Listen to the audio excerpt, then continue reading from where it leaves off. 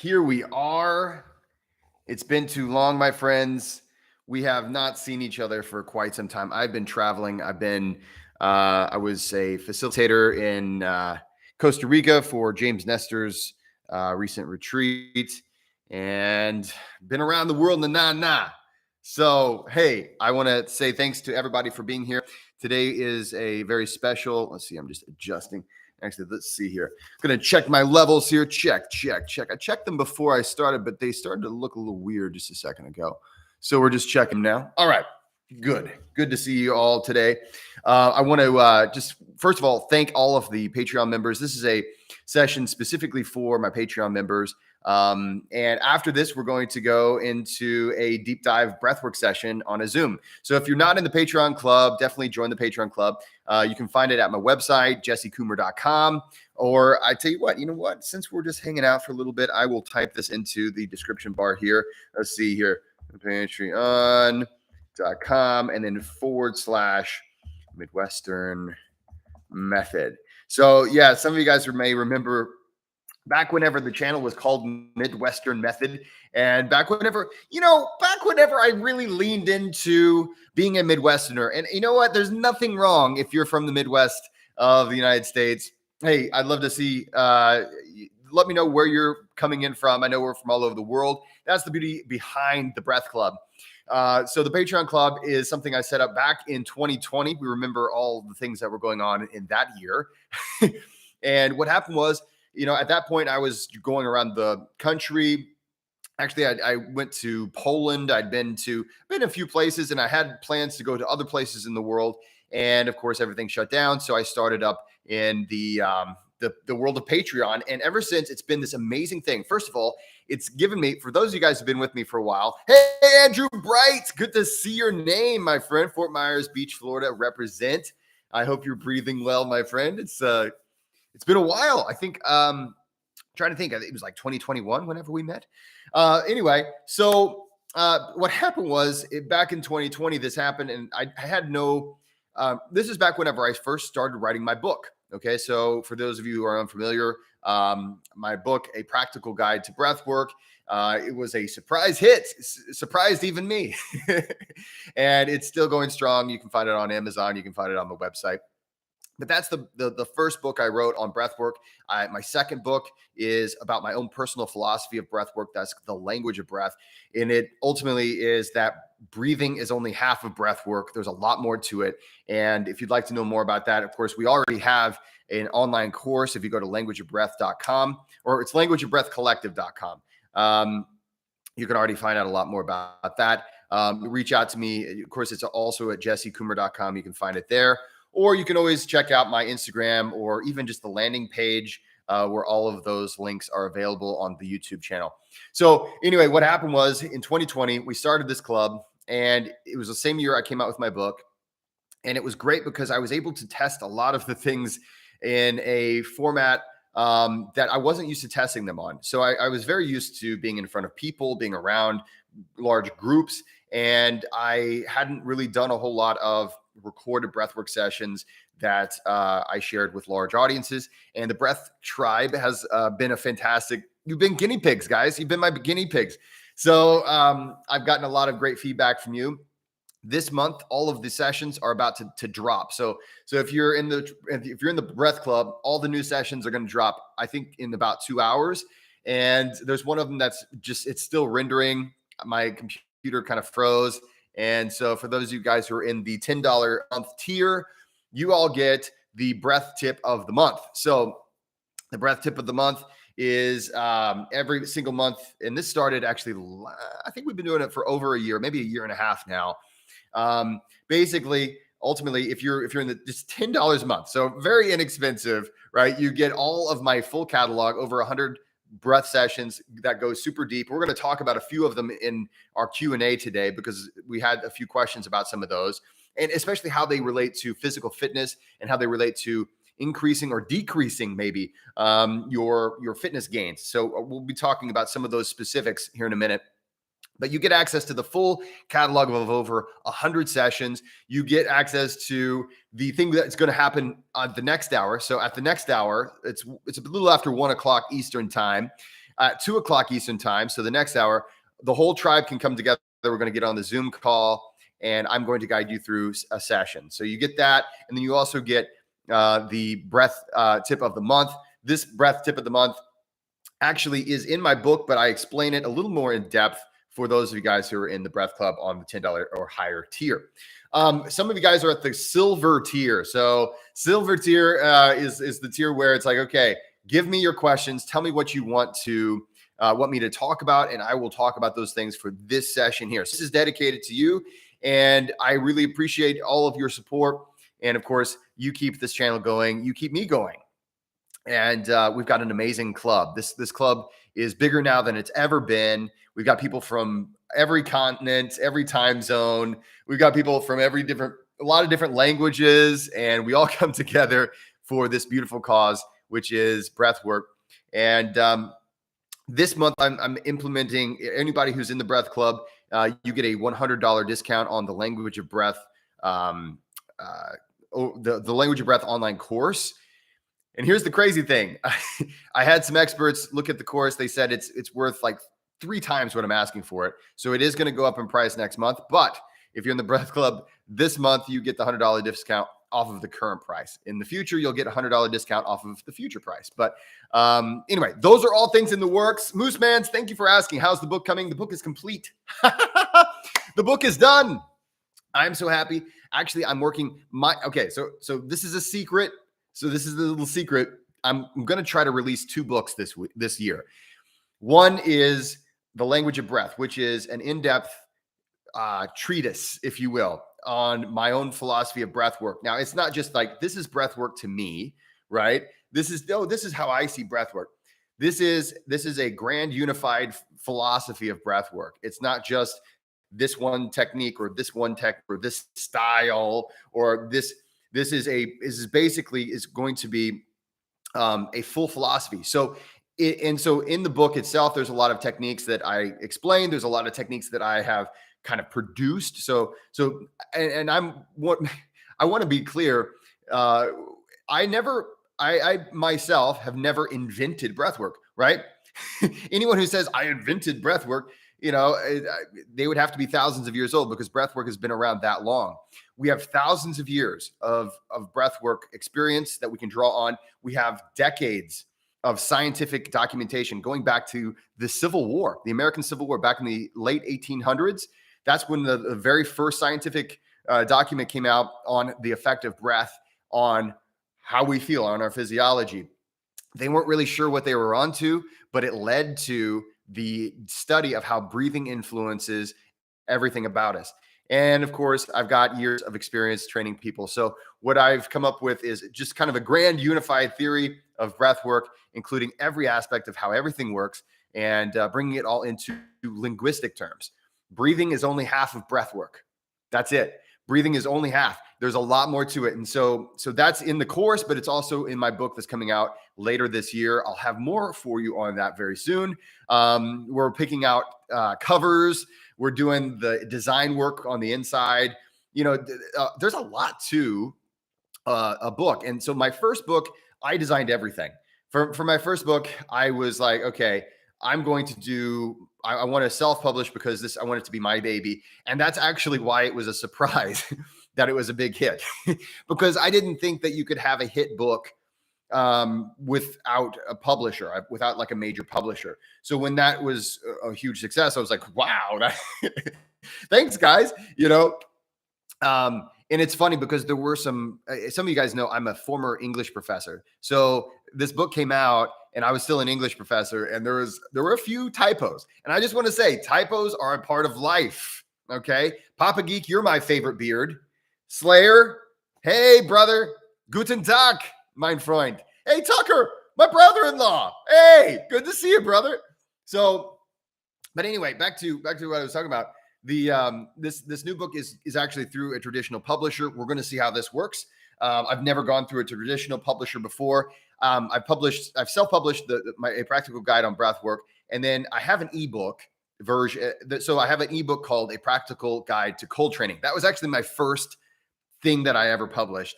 I've never published that as a full book, but I am in the process of actually lengthening it, putting a lot more research into it. If you've already bought my book, A Practical Guide to Cold Training, okay, so it's just the ebook, you will get a free copy of the new edition whenever it comes out. And so don't worry if you've already bought it. Oh man, now he's going to come out with the third edition. It's the third. So I came out with the first edition like 2018, 2019. And because there was a lot about cold training, of course, yeah, there was a lot about cold training that I had found through my personal experience and research that, a lot of people were asking questions about. It wasn't like something that was really covered by any major other group. So I thought, well, I'm going to put this out. And I fell in love with writing books. so what do you know? So yeah, I've got this book coming out, and I'm going to be lengthening and completely publishing the cold training book. There will be an audiobook version of it, and I'm going to try. I'm working now to get it in other languages. So some of you guys have reached out to me saying, "Hey Jesse, I'd love to read your book, but I'm not really great at English," and so I am with you, my friends. So my first choice has been Spanish. Well, of course, some of you guys know why Spanish would be my first choice to try to get that in there. I'm married into a Spanish-speaking family, so I have to, right? or else my in-laws will never forgive me. And then I'm trying to think about other languages. I know Portuguese and German have been requested a lot. Hey, Slayer, are you a translator? So anyway, we'll see what's going to happen on all those books and all the stuff that's coming out. But today I want to say that Slayer has a question. He says today, hey Jesse, today with my son. Hey, how's it going, little Slayer, big Slayer, and little Slayer? Guten Tag, mein Freundin. He asked, what will the name of the book be? So the name of the book is The Language of Breath, and it literally is, it's not what you think. So this is the interesting thing. So, I don't want to give it all away, but, and here's the funny thing. So when you write a book, there's different lengths of books that you can write. And my first book was about 45,000 words. And that's a respectable book. There's some graphs and charts in it, and that's pretty cool. The Language of Breath is 62,000 words, and I had to stop. They said, no, you cannot write any more, Jesse. So, what I've had to do is I've worked on making sure that it's it's easy to understand. It goes into parts of breath work that you will not have heard about yet. Okay. So aspects of breath work that through my research, I've gotten really deep into.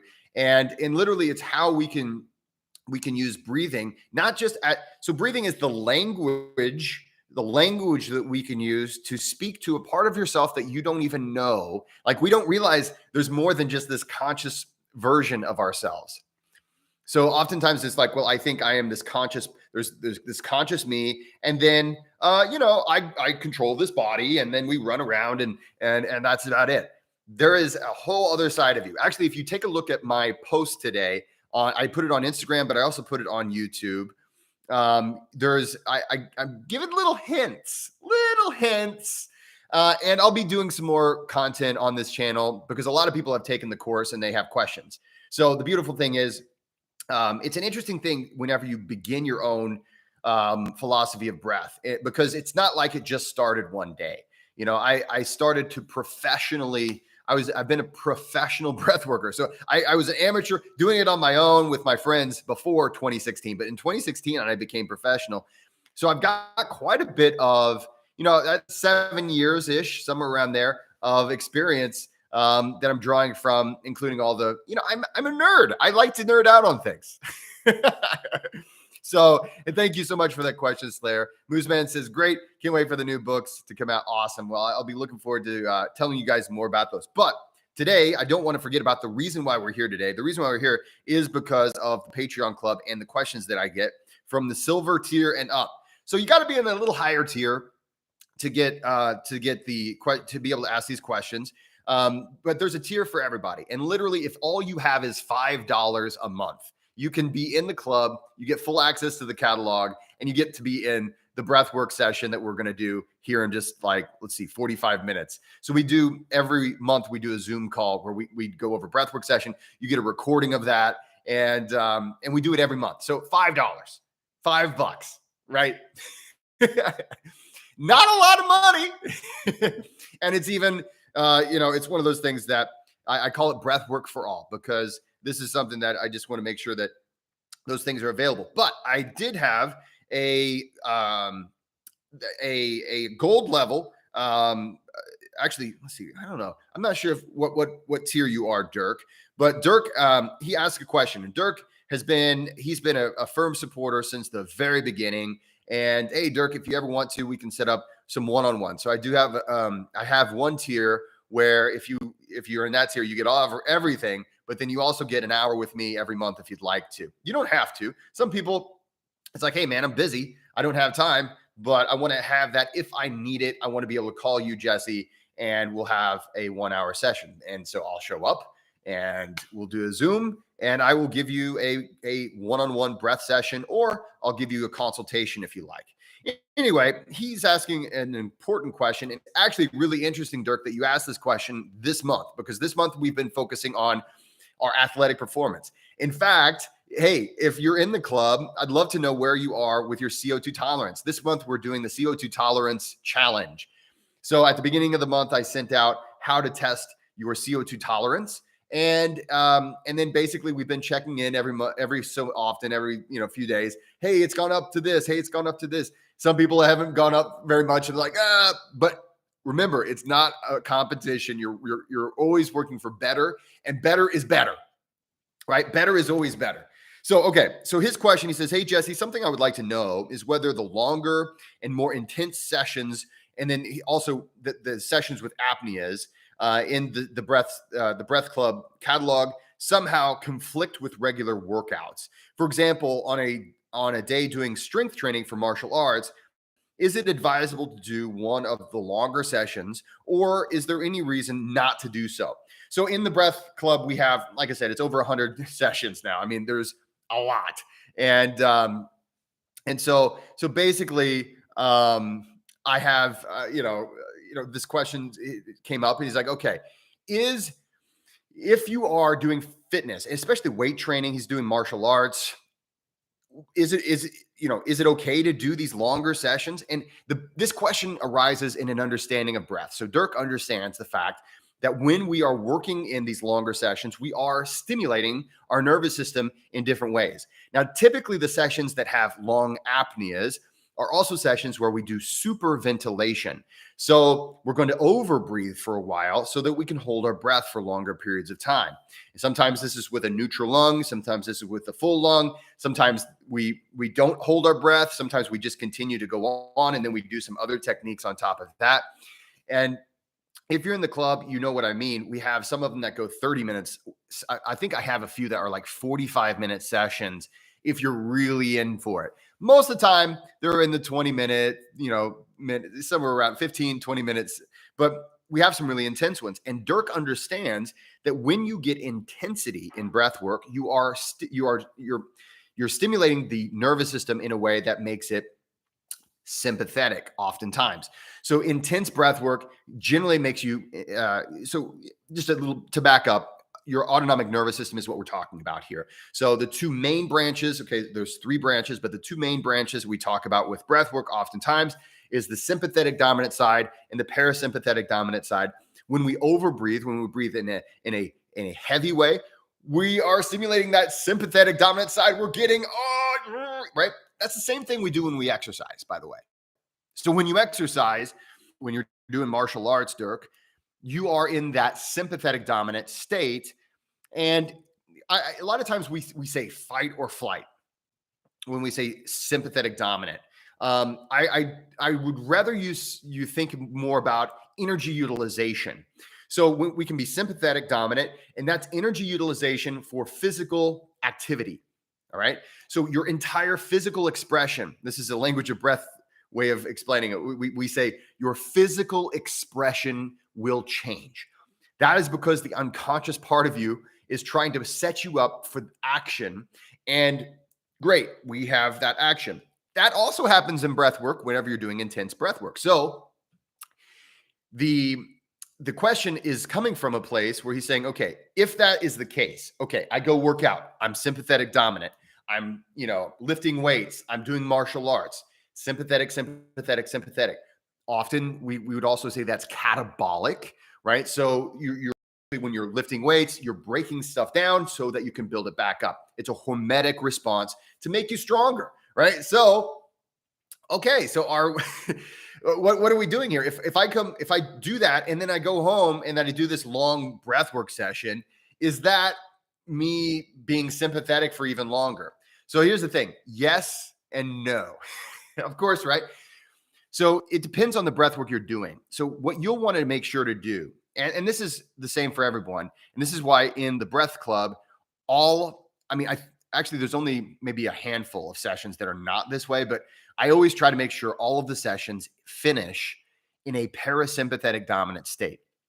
And that is because the parasympathetic dominant state is that's the recovery state. That's the state you want to be in. And Dirk, just so you know, this month I released in our breath club, I released a session just for post workout. So you literally, after you work out, go ahead and do that session. It's about, I think, 6 minutes. And it will take you from that fight or flight, that high activation state into a parasympathetic state so that you can start to recover. There's a lot of research that shows that even 4 hours after intense exercise, you are catabolic. You are literally in that state of sympathetic dominance as opposed to recovering. A lot of people, they'll go to the gym, they'll, really kick some ass, right? Let's rock it. And if you were with me in the James Nestor retreat a couple weeks ago, I was leading some high intensity interval training sessions on the beach. It was hot. We got to run into the ocean. It was great. But hey, we were really working hard. Well, after that, we did some down regulation breath work because you'll have a person and they've just got done working out and then they take the protein shake or they want to do the post-workout meal. And then why do I have upset stomach? Why do I have diarrhea? Why am I, farting all the time? Well, it's because you just put food in a place where the physical expression of what you are is not conducive to what you're trying to do. So when it comes to the sessions in the Patreon club, Dirk, those sessions are designed to take you out of the session and still be in a relaxed state. One way you can check this, okay? So maybe you're like, hey, I want to make sure I'm really getting there. One way you can check this is take your pulse. Okay, so I have a heart rate monitor on my watch. You can take your heart rate before and after a session. If you're ending the session with your heart rate significantly higher than when you started, then that is a case where you need to add a few minutes of slow, controlled breathing, humming, something to get you back down into a relaxed state. Also, that's something you want to do after a workout as well. Your heart rate is one of the ways that your unconscious self speaks. One of the ways that we can begin to understand the messaging that's coming from the part of you that is, it's trying to change your physical expression in a way that's going to be conducive to what you want to do, right? So action. So heart rate is really important to check. That's a classic thing. You'll see a lot of people. A lot of people have done this for years, right? You see joggers, you see somebody, running on the street and they're checking their heart rate. They're trying to get their heart rate generally, right? They're trying to get their heart rate up because we want to, as we're exercising, we want to keep our heart rate at a higher rate. We're looking to get into zone 2 or zone 3, those aerobic states that are great for heart health. We want to get those up and we want to keep them up 10 minutes, 30 minutes, sometimes an hour. Great. That's awesome. The thing is, we really want to, once we're done with that workout, we want to focus on bringing it down. Now, here's something that, Dirk, on top of that answer, I want to add to it because it's important to understand that physiological stressors such as the gym, such as, martial arts, anything that's physical fitness related, that's one aspect of recovery. But emotional stressors are just as significant and they can be just as much of a problem for recovery as the physiological stressor. If you were to get a glucose monitor, this is really telling. So has anybody ever I'm missing a bunch of text here, so I'll get to this in just a moment. But yeah, has anybody ever had one of those contiguous blood glucose monitors? If you have, James, I'm sorry you're battling the flu. I just saw that down the bottom. I'm seeing a bunch of chatter over here. I'm going to get to this in a minute. V. Thomas and Slayer and Andrew in just a moment. So hang tight on that. But I'm answering this question for Dirk. One thing you'll notice with the contiguous blood glucose monitor for most people, yes, and that is a monitor of where your blood glucose is. And most of the time people use this in conjunction with checking their diet. Does eating bread make my blood glucose go up really high? What about, cauliflower rice or whatever? They want to get an idea of how their unique biology responds to diet. But you'll also hear everybody I know, and myself included, who has tried a blood glucose monitor like that, they will tell you that when they're under high levels of emotional stress, that they will notice high levels of glucose. This is because your physiology is trying to put you into a state where you can run, fight, take care of someone. Basically, it's trying to put you into a state of action. And emotional stress can cause high blood glucose. And what that means is you're in a sympathetic dominant state, right? This is the interesting thing. So you're in a sympathetic dominant state because you're worried about your friend, you're worried about James who has the flu, or you're worried about something that is causing you emotional distress. So this is especially powerful. You'll see this with athletic performance all the time. And intuitively, we know that if you are emotionally compromised, that you're not going to perform at your best.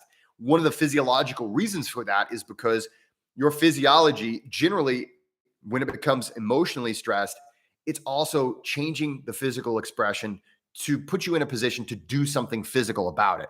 You have to understand, our organism adapted in a world where everything, pretty much, just about everything, had a physical action that you could do to make it better or to act on it. That was pretty much how things worked. Now, the physical actions didn't really, it's not like, it would make a person come back from the dead, or make a person who's sick not be sick anymore. But generally, we didn't have these stressors like, what is the economy going to do? Are we in a recession? Are we going to war? All these things that we have to worry about today. We had far less information, so we had far fewer emotional stimuluses. So this is where a session like that would really be helpful. So you've worked out, maybe you're emotionally distracted, you've got some emotional stressors, and then it's time to pop in one of those sessions that have the apneas, that have the deep dive breath, the intense breath work, because what that does is in many of those sessions, they're going to cause basically they cause you to go into a state of what we call transient hypofrontality. At least that's what our theory is in the world of breath work. If nothing else, it quiets the prefrontal cortex. And that is the part of the conscious thinking mind that generally we get stuck in, and it causes us to ruminate and try to think our way through things that there's just no way to think our way through. So in those cases of emotional distress, going into a deep session that's rather intense can reset. That's a very crude way to explain it. I explain it more deeply in the book that's coming out, but let's just say, maybe we'll say reset, maybe we'll say quiet down the emotional stressor so that you can relax again. And so in those times, I would highly recommend an intense session. Bottom line, and I also, when people send me questions, I generally give them a text response as well.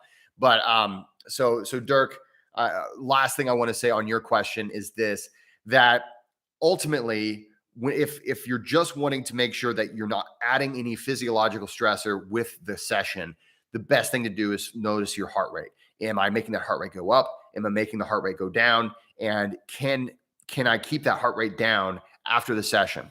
So thank you so much. Let's see here. All right. Slayer, for sure. Just write me a personal message. And I'll take care of translate for your book in German. Oh, danke. That's awesome. V. Thomas, don't believe any of the narratives, only accept practical demonstration. That's some good wisdom there. Andrew Bright, he says, let's see, the new app. The new app is amazing. Hey, awesome. So yeah, so I forgot to mention that. So we are on a new app. And it's really kind of cool. So the Language of Breath Collective. So myself and my other breath workers in the Language of Breath Collective, we've been invited to be a part of a collaboration. So in the world of breath work, you don't see a lot of collaboration. You see a lot of people kind of doing their own thing. It's kind of a lonely, it's kind of a lonely profession. And so the Language of Breath Collective is great because we all, practicing breath work with the same philosophy. But I was asked to be a part of the Breath Source app. So if you've not tried the Breath Source app, if you go to my landing page, you can click on that and you can go to the Breath Source. So there's I think we've got like 15 breath workers now that are collaborating, but there's going to be a lot more. If there's not more than 15 there at this moment, there's going to be a lot of other people there. Basically the who's who of breath work, they're there, and you can get access to that. I think it's just $11 a month. You can pay weekly if you want to just get by the week, or you can do annual if you want to get a discount. But the cool thing is that it is all right there at your fingertips, and it's a lot of different voices. My big thing when it comes to breath work, a lot of times we get into these, schools where it's like, it's got to be this. It's kind of like, okay, it's got to be paleo, or it's got to be vegetarian, or it's got to be Atkins diet, or it's got to be carnivore or whatever. And those are great for some people. It's like, great.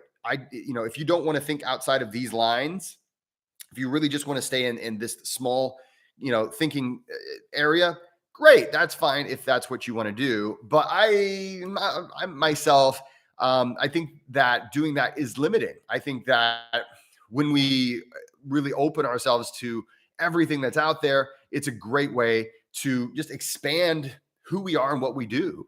And so that is what the Breath Source is all about. I'm super excited about it. Right now, this is the biggest breathwork app launch in history.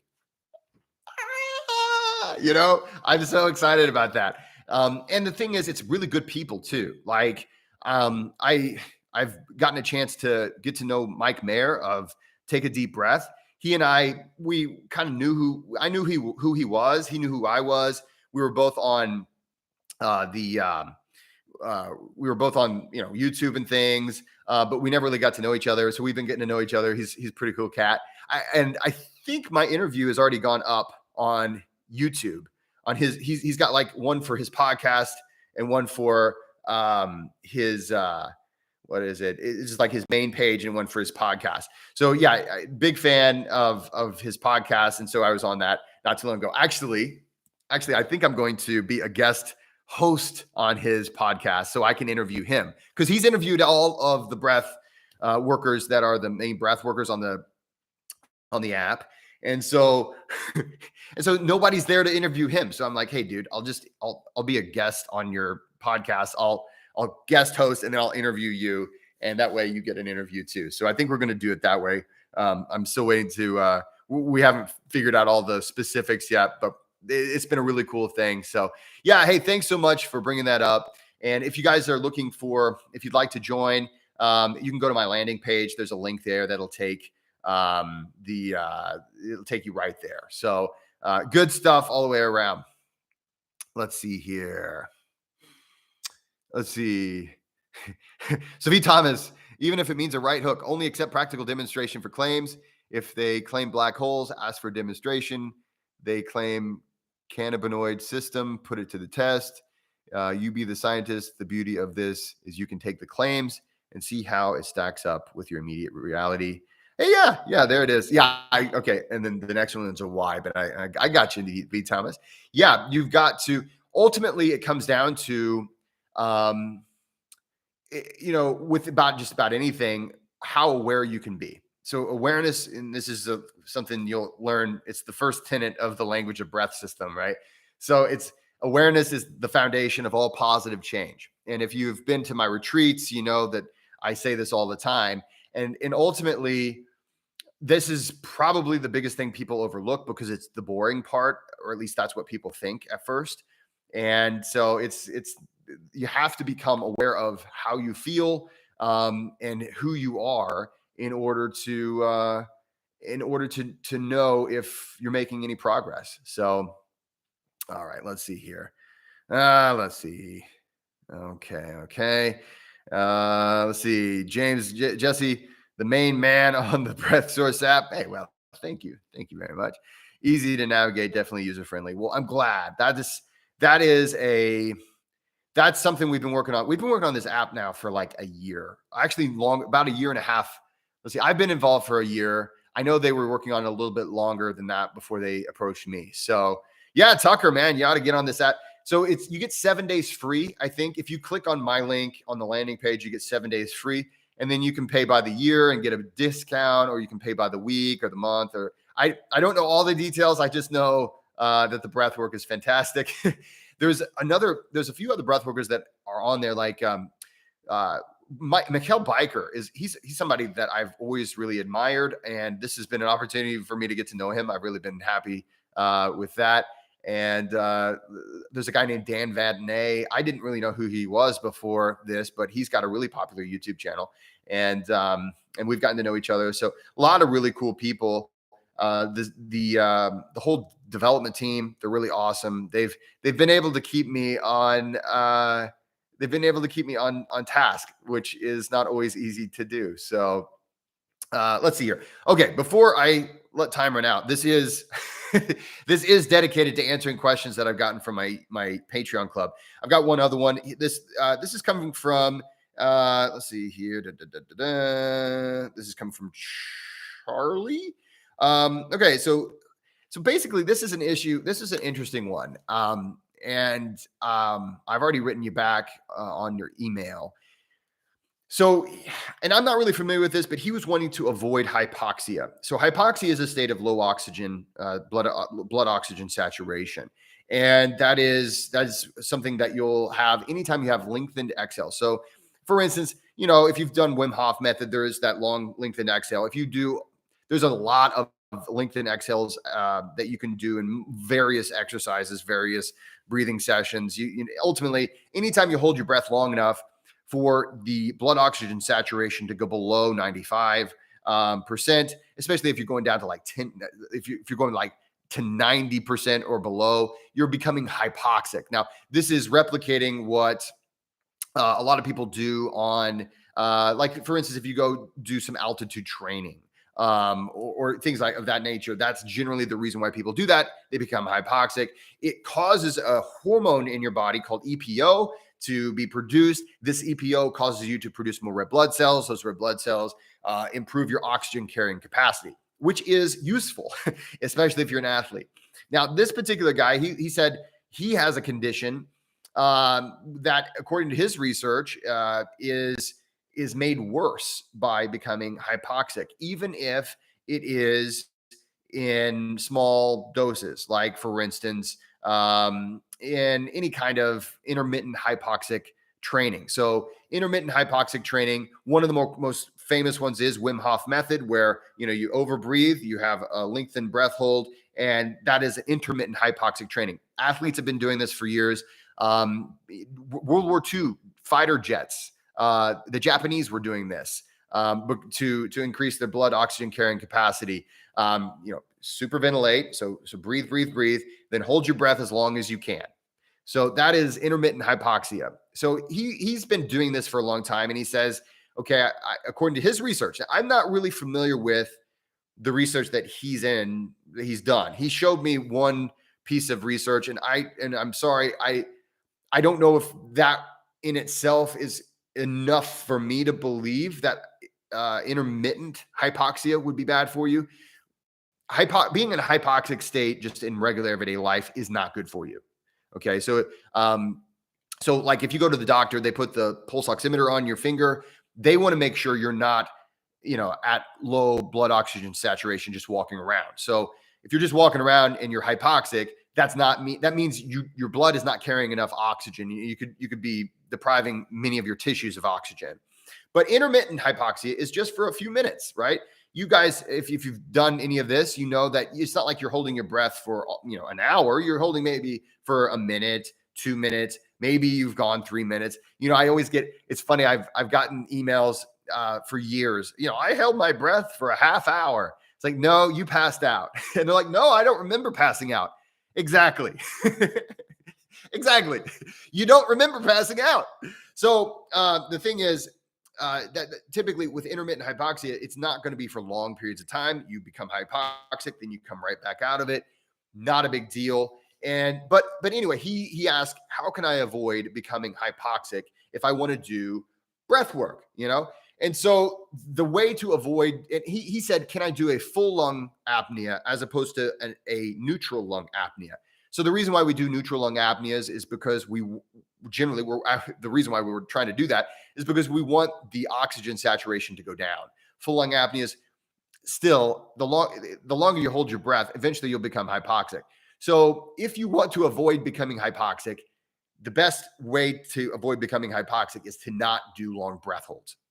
That's generally it, Charlie. So if you want to check this and make sure you're not in a hypoxic state, get a pulse oximeter, put it on your finger, and then make sure, okay, great, I'm not falling below. Even sometimes, randomly you might be down to 93%, but by and large, you should be 95 to 100% blood oxygen saturation, walking around, doing everything that you're doing.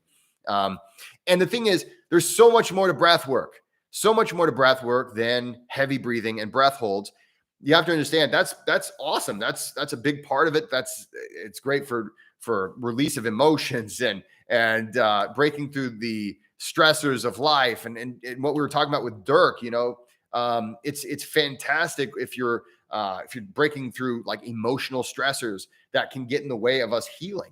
And actually, James, since we're talking about this, the best thing you can do, my friend, for getting over this cold is to relax, right? So for people getting over a cold or trying to recover, the breath work you're trying to do is relaxed breath work. So things like balanced breathing, things like lengthened exhales, lengthening your inhale and exhale, just the slow, low through your nose, really, really just relaxing as much as you can. That is the best thing to do. Those are the things you want to do actually for the most of your life. For just the regular part of your life, you want to reassure the unconscious part of yourself that you're in a safe situation. If you're not doing that, your physical expression changes and you will be in a state of stress. And that's because a part of you loves you very much and is trying to help you to survive, but you're suffering as a result. So Charlie, that is the answer to that. You'll want to check the SpO2 on your finger, get one of those pulse oximeters. If you're trying to avoid hypoxia, you're going to want to avoid long breath holds because that's literally what hypoxia, that's how we can get hypoxic. Other than, that's it. You're just going to want to stay away from those long breath holds. That's going to be your biggest help. James, any tips for getting rid of the cold and flu without taking medication? So when it comes to medications, I'm not, I'm the type of person that I will say you'll want to do anything you can do to maintain nasal breathing because it's whenever you get to chest breathing and mouth breathing and things like that, that's where you're going to have stress. You're going to get stress breathing. And the more stress you put yourself under, the longer it's going to take you to overcome that cold or flu. So I would say when it comes to breath, do the nasal clearing exercise. Like for instance, the Buteyko nasal clearing exercise is really good. And then you're going to want to ensure that you are sleeping, relaxing. And I'm not even saying like when you're relaxing, it's not even playing video games, right? Don't watch a suspenseful movie that's got you on the edge of the seat. You want to do things that are boring. You want to do boring things. You want to do things that are absolutely predictable because you're wanting to reassure the parts. Like you got to understand, there's not much of you that is conscious. Most of you is unconscious. And that part of you is always going to make changes based off of what it thinks is the best thing for you. And you want that part of you to be like, man, we are so safe. Because boredom comes from safety. I mean, you can't be bored and endangered at the same time. So you kind of want to be just like, oh my God, it's so boring and relaxing, right? I mean, obviously don't hate life, but you know what I do sometimes? I'll listen to, I'll put on, like on YouTube, they have these channels now that are just like nature. And then you get to listen to the birds and kind of feel like you're out in nature. I'll do that and just try to take a nap. But when it comes to clearing your sinuses, you want the nose to be clear. You want to be able to nasally breathe. Your nose is saying, stop letting in all the germs, and it's trying to do its best for you. But you need to open up those sinuses so you can nasal breathe. Okay. All right. Let's see here. I think I only had 2 questions this month. What always happens is I'll put these things out, and then and then I'll get a video, or I'll get a question late, and then I'll just go ahead and answer the question late.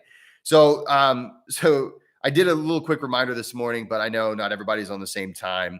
If you are in the silver or above tier, and I did not get to your question today, or if for some reason you didn't get a question to me quite as quickly as we needed to get them in today, let me know, and I always am happy to reply and answer those questions for you guys. Here in just about, let's see, 15 minutes, we're going to do a guided breath session. So this is where the whole tribe worldwide gets together, and we're on a Zoom together, and we call it the breath party because it really is a party. It's all about having fun. It's about feeling good. And today we're going to feel really good, and we're going to do some breath together. So about a half-hour breath session is what you can expect if you're looking to get that live. And if you haven't joined the Breath Club, hey, what's stopping you? What's stopping you? $5 a month. It's not going to break the bank. I mean, that's like what? I mean, literally for just the price of a cup of coffee. I mean, it might be a nice, Frappuccino or something like that. I don't even know. Whatever. But the point is, $5 a month gets you all that. And we'll be looking forward to seeing you at the next hour in the Breath Club. And again, if you haven't checked in on the CO2 tolerance challenge this month, that is still going on for everybody that's in the Breath Club. Next month, we're going to do I think next month we might do an exercise challenge, but I'm going to put out a poll so that everybody can vote on that. I want to thank everybody for your comments. Thanks for being here. Please like and subscribe if you have not already done so. And of course, as always, don't forget to go out there and be kind to one another. I will see you next time. Hope to see you guys in the Zoom. Hey, see ya. Bye-bye.